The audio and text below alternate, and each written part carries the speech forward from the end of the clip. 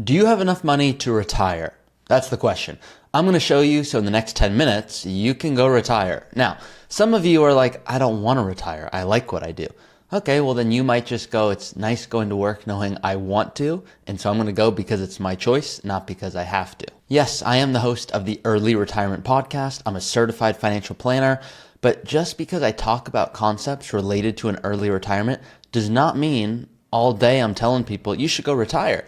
What I'm saying is I just want you to know if work is truly optional or if you feel like, wow, I'm really just doing this for a paycheck. Because the earlier you know when you don't have to keep working, you can start prioritizing family, health, things you actually want to do, which for a lot of you includes working. Now, two things prompted this video today. Check this out.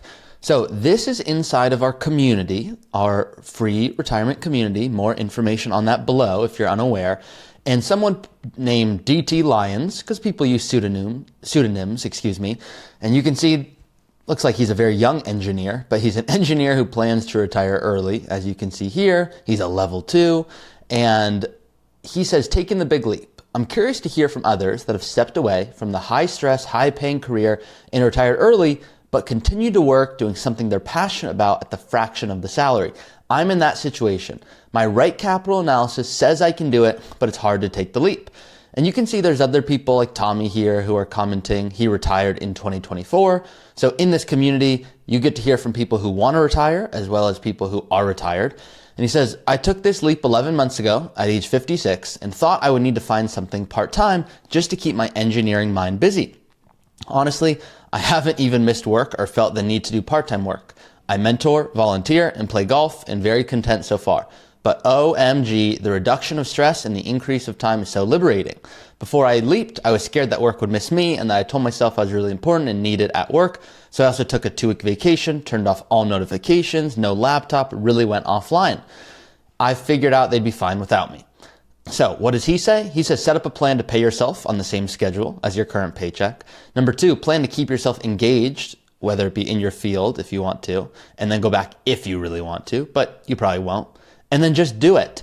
I like 2 of these. These 2, I like these 2. This third one, I don't like this. And I'm going to tell you why. Now, I like the concept. Yeah, just go retire.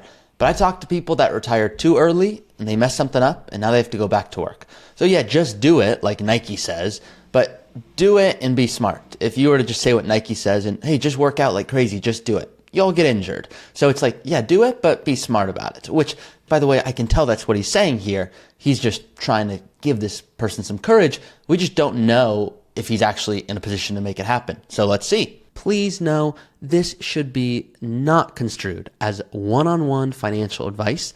This is for fun, educational, informative purposes only.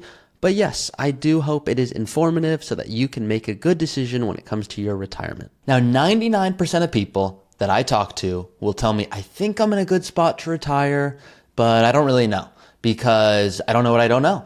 And what they'll show me is something like this, a graph that goes up. And they're like, I think that means I'm in a good spot, right? And I'll say, no. And they're like, well, you're kind of freaking me out because it looks pretty good. Like, it looks like I'm dying with, in this case, $4.5 million at age 92. I don't really want $4.5 million. And I'm 62 right now with $1.8 million. Can I stop working? Of course you can, but this is not the graph that I give someone the confidence to retire on. This does not tell me if someone can retire. I actually start when someone asks me the question, am I in a spot to make work optional?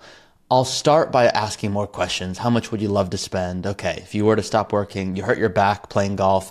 Now what are you going to spend your time doing? But let's assume they're like, I know what I want to do. I will go to this retirement section here. I will click analysis. I will then move all the way to the retirement details section. And I will put this on the middle, second middle, withdrawal rate drop down. And the reason is this tells me if someone's in a good spot. In this case, if this person stopped working now, their income would technically be very low because they have a brokerage account they could live off of, which gives you preferential tax treatment. Don't worry about the details there. But what matters here is they have a withdrawal rate that's very low. You can see here, 3%. Then Social Security is helping out, 1%, 1.5%. So 1.5%. Then it's super low. You know what this tells me? This person is going to be really mad at me when they're 80 with way too much money, wishing they spent more. And so in this case, right off the bat, if this person did all of the work properly to determine, they thought through all of their planning goals and weddings they want to help kids out with and vacations, if they did all of that and they came to me and said, Ari, my current plan, it is me dreaming big, because I don't like when people do the following. I think I could retire and get by on like 10,000 a month. Like, I think I could do it. I'm like, I'm sure you could. Is that what you want to live off of? And some people are like, no, I'd rather spend 15.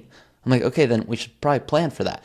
Other people are like, I don't even know what I would do with 10,000 a month. I'm like, okay, well, that's good to know. Like, how much do you want to spend? There's no right or wrong here. But you can see this person, there's a big jump here. Do you guys know what's happening here? I'll give you 3 seconds to put it in the comments. 1, 2, 3. RMDs, required minimum distributions. Here's someone that's underspending, and then they're going to be forced to be in a really high tax bracket as they grow throughout retirement. And that's not due to their desire. What's happening is now they have to take more money than they need. That's a good problem, but it also tells me you will not run out of money. So you can see, if we look at this couple for some comparison, they've got 1.8 million, 62 years old, planning to work until 65. Wife planning to work until 61. Wife is actually already retired. And they told me they want to spend $5 a month. So 60,000 a year after taxes adjusted for inflation. They did not tell me about vacations. They did not tell me about extra health care.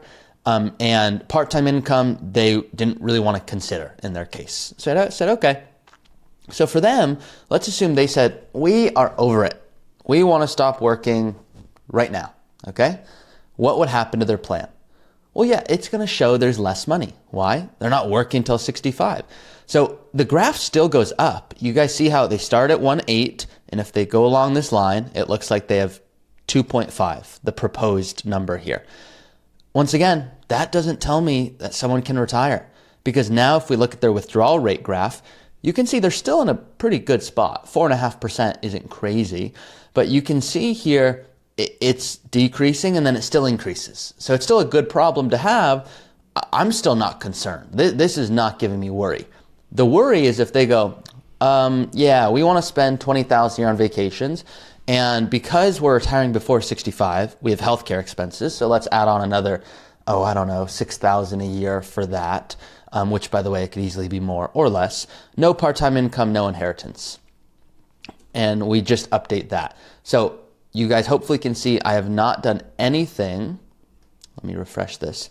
I have not done anything to their investing strategy, nothing taxes, no estate planning, nothing, right? I'm just moving what's in their control, which is how long they work and how much they spend. And if I add these levers, well, it still shows they're on track for 1.7 at the end, but their withdrawal rate is too high. Now it's at 6%, 5.5, kind of 5.8 to, this is too high throughout retirement. So my point here, here's someone that it looks like they're on track on paper because they have 1.7 at the end, but their withdrawal rate is too high. Now, most people follow what's called the 4% rule. And the 4% rule says if you take 4% out of your portfolio, you won't run out of money for 30 years. The problem with that is most of my clients are retiring not at 65 and dying at 95. It's retiring at 50 or 55 and living till 90, 95, 100. That's what they want to plan on. So we need to have a better withdrawal rate. And so most people think, oh, so like 3%. I go the opposite. They're like, huh? You tell me I could take more out? Yes. Look at this study right here. This is called the Guardrail study. It's a dynamic approach, which goes way more in depth. And it says if you are good with your planning and you're pulling from the right accounts, doing the right things, which takes some work, you can take between 5.2 to 5.6% and you run out of money for about 40 years. Now, even there, I want some buffer because I'm a naturally conservative person and you never want to have to go back to work. But my point here is here's someone where I'd go, maybe this is not a good time to retire. So they might go, you know what? I'm convinced vacations and healthcare maybe not, but we're big travel people. It's just, we realize that about ourselves. Okay, well, if they decide they want to spend 30,000 a year on travel and they want to work till 64, well, now it shows there's 2.8 at the end. And if we click on the withdrawal rate tab, it looks a lot better. So yeah, they're working till 64 instead of 63, instead of 62. But you can see now they get 30,000 a year of travel and they're in a good spot. A few years here of 5.7 or 5.5, these don't bother me at all. Some short-term withdrawal rates that are higher than 5% or even 6%, those don't freak me out. Those are temporary. It freaks me out if this number kept rising, but it's going the opposite direction. And then in the future, they're gonna have to take out more than they even need. So this is just a quick video. If you're wondering, can you retire right now? Go look at this. You can use the same software in the link in the bio, and you can, not in the bio, that's what I say on Instagram, on YouTube right now, in the link in the description. So below, you can go if you want to play around with this same tool, run the what if scenarios, and there's a lot I didn't get into today, but I wanted to kind of summarize, okay, what do I look for when someone says, can I retire? And it's as simple as that. Hopefully you found this helpful. Now, if you're like, hey, this is cool, but like, I don't want to really spend my time in retirement doing this, that's why most people hire us. So we can make sure all the planning happens with you. Now, we are your partner. It is not your traditional, hey, we're going to talk once a year and you're doing fine, you're going to retire, don't worry. That doesn't cut it. We talk more frequently. There's a really in-depth process where we're going through everything from insurance, estate, taxes. If that's of interest because you want more of a holistic approach so that you don't have to kind of coordinate the rest of your retirement, I encourage you to reach out and we'd love to help. So that's all I got for you guys today. See you next time.